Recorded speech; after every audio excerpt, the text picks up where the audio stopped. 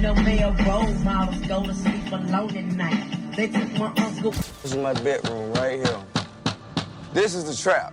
Rubber band, man. We used to wear rubber bands to signify like how much money, how much blow we had. You know what I'm saying? We had, what, 3 rubber bands that'll probably hold about $5,000. Tip was a real drug dealer. Like, he was making beats in the room. He had this piano, you know what I'm saying? He had the 6x9 speaker. The piano would be right here. The 6x9 speaker would sit on top of the piano, and the window was right there, and he would serve out the window with the dope in the speaker. Does the name Tip ring a bell? Well, that was T.I. before he became a renowned rapper in hip-hop. He was a serial drug dealer as a teenager in New York and Atlanta, who gained many rubber bands, which were a symbol of how deep he was in the trade. Rubber band, man. We used to wear rubber bands to signify like how much money, how much blow we had. You know what I'm saying? We had, what, 3 rubber bands that'll probably hold about $5,000. He was so deep that he gained the name Rubber Band Man, which reflects his impact as one of the hottest drug dealers of his time. So we got T.I. at LAX. This is a good question. T.I. used to be known as the Rubber Band Man.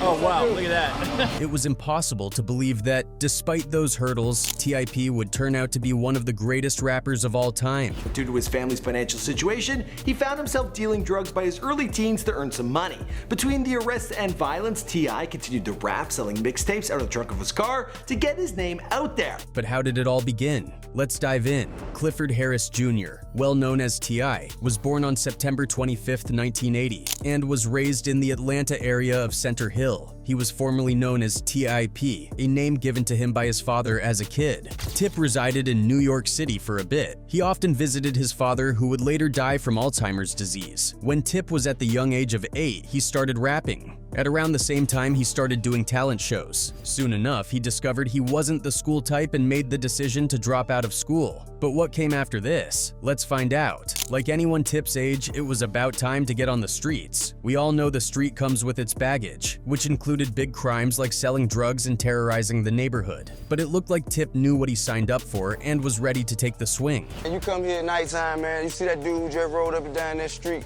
on that bicycle? He was doing something, okay? And it's gonna be about 18, 19 more when the sun go down. He started selling crack and became a famous crack kid back then. But just as soon as he ventured into the streets, he would have a taste of the consequence. His life would come to a drastic pause over a life-altering situation. Well, young and stupid, man. I might have been 17, 18. So Tip was driving with no license one day, and he got pulled over with crack on him. It did not stop there. He would get arrested and eventually got 7 months in prison and 7 years on probation. But this would mark the beginning of a very brutal reality for him. The 7 years probation would haunt him even at the greatest peak of his career. After Tip had served and had gotten out of jail, he began to work on his talent, taking his music career more seriously than ever. The streets definitely did not have much to give, so Tip would head back to his drawing board. In 1999, he started to test the mics, and officially in he dropped his first song named I'm Serious. Hey, take a good look at me. Now picture me unhappy. No passion, out of fashion, not flashing. Picture me do. The song's streaming was quite impressive and gave him a purpose. It also opened the platform to show his true potential to the industry. Gradually, he started to draw attention and gained a good number of fans as a newbie. This would encourage him to drop his first album named I'm Serious. Just at the time of the release, it had peaked at 98,000 on billboards in 2001 and sold roughly 270,000 copies. But this would just be his dash into the industry. He would go on to drop trap music. In it, T.I. brought the latest Southern sound to rap, and he definitely left a mark, with selling over 109,000 units the first week. In September 2003, T.I. was arrested after some security guards accused him and some friends of creating a disturbance at a mall. Not long after that, he was charged with battery on a law enforcement officer, trespassing, and disorderly conduct. In January 2005, he pled guilty to the charges and was sentenced to 18 months months probation and 75 hours of community service. But this would unlock a misery about him. He had learned from these experiences, and T.I. knew that he had something different. Whilst discovering this misery, he met his wife, Tiny. She helped him stay out of trouble. But here's where it gets interesting. T.I. revealed that before he became famous, he had to take some risks for the sake of growth. He went to different clubs and caused a scene, especially fighting the bouncers just to get in, sneaky and driven.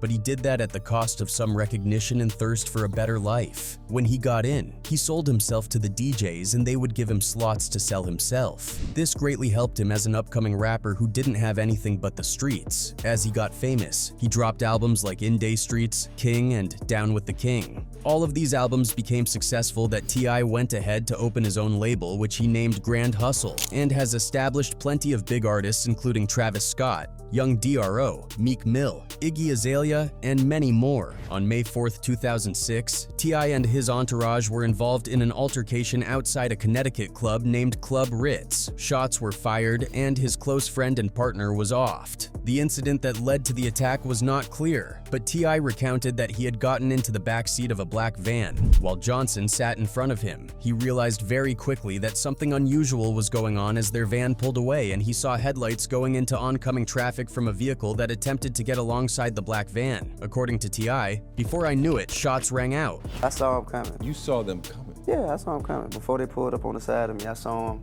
weaving in and out of traffic trying to get up to the side of us. I saw when they put the tools out the window. I saw all this. He went on to explain that they came from the left side of the van, and that he immediately took cover as an unnamed person in his van shot back. Following the shootout, people stopped to help others out of the attack. Luckily, T.I. had survived this unscathed, but Johnson tried to fight for his life. He was transferred from T.I.'s van to another van for the trip to the hospital, but he would not make it out alive. Crowd spilled out to the parking lot. I got in to leave. Shootout ensued, and there was several people shot. One person died. The person who died was Big Phil. When T.I. was asked what Johnson looked like during the whole situation, he said with a disturbing gaze that his friend looked lifeless, describing the blood running down his friend's face, his shirt drenched in blood, and an entry wound on his left temple. After this situation, T.I. would stop releasing music for a while. He would dedicate his time on focusing on the business aspect of his life, taking the time to heal from the trauma. But whatever might have led to Johnson's death was not the first T.I. would ever face, considering his ties to the streets. Once upon a time, there was heat going on between Flip and Tip. I'ma tell you what, Flip. I'm the leader of the troops. You just following suit. I got a question for anybody following you. What kind of take a picture in a Lucky Charm suit? Who remembers this beef that eventually led to a standoff? So, back in 2003, just about the time when Tip had just begun to call himself the King of the South, Lil Flip head-on refuted that claim. This would raise tension that would resolve, but not fully. The following year, in 2004, T.I. was back in jail for violating the terms of his probation that stemmed from a 1998 conviction. While jailed, he did not have the power to take actions toward the pending situation, but the beef continued to brew over the next couple of months. Shortly after, there would be indirect occasions when these two Southern rappers decided to trade shots at each other. It did not stop there. They went a step further to even diss each other respectively in their songs and mixtapes. This got so intense that it would reach a boiling point, and it was at the time Tip had appeared as a guest on Houston radio station 97.9 and went ahead to further diss Flip. Well, it looked like he hinted a little, because he would later announce on live broadcasts that he would be visiting Flip's Cloverland neighborhood to shoot a video exposing Flip as a fraud. It was not just talk of the mouth for Tip. He said the words and acted right on it. T.I. and his crew would indeed visit Cloverland, and let's just say they were ready to set the record clear. And of course, it looked like Flip and his goons are just as ready to collect T.I. and his boy. Something led to another, and the two groups would head to head. Both crews confronting each other at a detail shop near Cloverburger as the fight ensued. However, it might have gone down remains a mystery, but words were that T.I. would later go on the radio station to claim that they had recorded the whole incident and will release it with his next mixtape. But it just looks like that had bit the dust. Sometime in 2020, Lil Flip was a guest on Vlad TV, and like everyone knows of that channel, every tangled detail is revealed. Flip spoke unendingly about his beef with Tip during the interview, saying the feud ended when himself, T.I. and Jay Prince sat down for a face-to-face conversation. It was face-to-face over the phone? Nah, it was a meeting, face to face, you know. Me, him, and Jay Prince. According to him, they kept the settlement between their trio, with everyone taking responsibility for their action. In his words, what we said was at an undisclosed location and cooler heads prevailed. You know, at the end of the day, it was some petty sheesh. That's what grown men do. Sit down and figure this out. We'll say it was at an undisclosed location and, you know, cooler heads prevailed. And, you know, at the end of the day, it was some petty, honestly, you know what I mean? But that's what grown men do. Going back to how T.I. moved on with Johnson's death, he released an album in 2007 titled T.I.P. vs. T.I.P. And just like any album that T.I.P. had ever released since his coming to fame, it was widely accepted that it opened the BET Awards doors of 9 nominations for him. But it just looked like the dark cloud was already looming again. Another incident involving the law, and this time on a platform that could really have reversed his career. But it looked like that name Ty P was another personality on its own. So words were that he was arrested just hours before he was slated to perform at the BET Hip Hop Awards in Atlanta. He was thereafter charged with possession of unregistered machine guns and silencers in addition to the possession of firearms by a convicted felon. Let's not forget, he was earlier convicted on felony drug charges in Cobb County, Jatao, in 1998, which landed him a sentence of 7 years of probation, which logically had not ended as of the time of the incident. Authorities had been tipped off by the firearms dealer who had contacted the ATF that a person had inquired about buying a machine gun without registering the weapon as required. The person who this turned out to be was none other Tip's bodyguard, who was left anonymous throughout the uprising. It probably would not have been a big deal if Tip had actually kept his slate clean, but that was not the case. The bodyguard went on to divulge, admitting that he had bought 9 firearms for Harris and the performer had given him cash to buy guns 4 separate times. How interesting. The authorities would later swing in on him and hold him under arrest at a parking lot. On the spot, the agents discovered 3 firearms in the car Harris was driving. It did not stop there. They went further to search his home in East Point, southwest of Atlanta, and unsurprisingly, they found 6 guns. Meanwhile, 15 miles outside the city, agents spent hours searching the rapper's home. According to court documents, T.I. arranged for a bodyguard to pick up $12,000 in cash from a local bank. The rapper then made arrangements to take possession of the guns Saturday afternoon. T.I. was eventually sentenced to 1 year and a day in prison for illegally possessing machine guns and silencers. He was released from prison about 7 months after serving nearly a year behind bars, was on 3-year probation as a part of his plea deal stemming from the federal weapons charges. T.I. was also required to speak to students about the dangers of guns and drugs. He was in the best position and also wanted his freedom, so why wouldn't he? So when he got out, he tried to dedicate more time and seriousness on his music career, but how could that have been possible if he was going back just as he had returned? One day, he was with his wife Tiny in California. What seemed like a moment of reuniting turned into yet another tale of trouble. As they drove around town, they got pulled over. During the stop,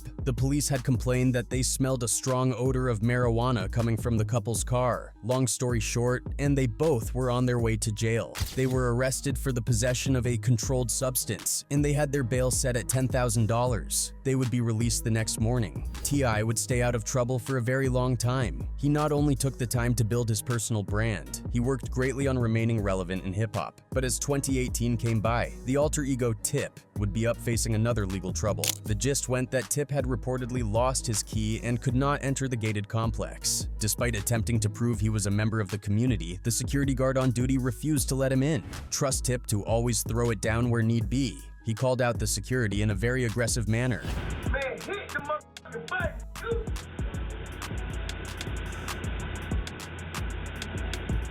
Man, hit the motherfucking button. And as a matter of words on the street, T.I. was a little under the influence. But despite everything, the security remained calm and instead called the police on T.I. Have you been drinking or anything tonight? No. I smell it on you. Well, I'm not driving that car. You was driving another vehicle. But I'm not driving right now. But you was driving bigger. I'm not driving right now. Upon the arrival of authorities, he was arrested and charged with disorderly conduct, public drunkenness, and simple-ass law. Put your hands behind your back. He says I'm drunk.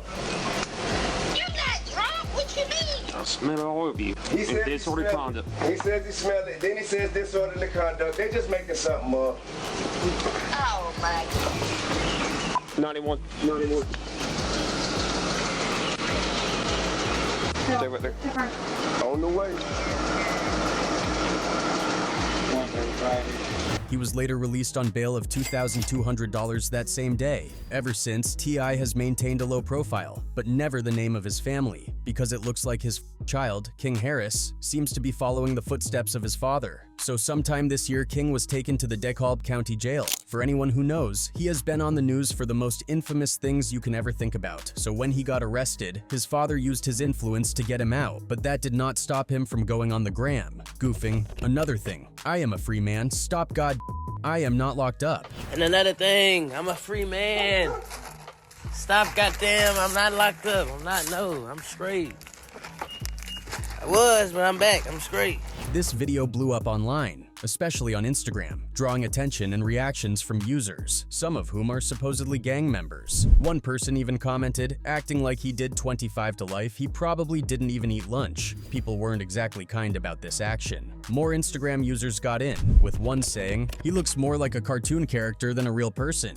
Another added, this guy finished his ultimate life mission. He's got nothing left to prove to himself. The whole situation seems to have turned into a joke for many. Now, if you missed the update, King Harris was pulling out of a gas station in a BMW that day when he almost hit a cop car. The officer pulled him over. During the stop, the cop smelled weed and saw a gun on King's hip. Who could take after the father, if not the child? Long story short, the officer would his info, and he found out that King had a warrant for skipping court in Pickens County for past vehicle violations. That's where the situation flipped. The fun discovery was that the warrant found was tied to an August 2022 incident where King was charged with speeding on a suspended license while also driving under the influence. It's like history repeated itself, for his father, then for himself, and he sure faced the consequences, although the officer had commended Harris for cooperating all through the situation. In his own words, Mr. Harris was cooperative and I removed the firearm from his hip with no issue. I then had Mr. Harris step out of the vehicle and I detained him by placing handcuffs on him. I escorted Mr. Harris to my patrol vehicle, conducted a pat-down, and placed him into the rear of my vehicle. In deeper reports, Harris wasn't alone at the time of the arrest. He had a couple of friends with him, and they ended up getting charged for the possession of excessive marijuana.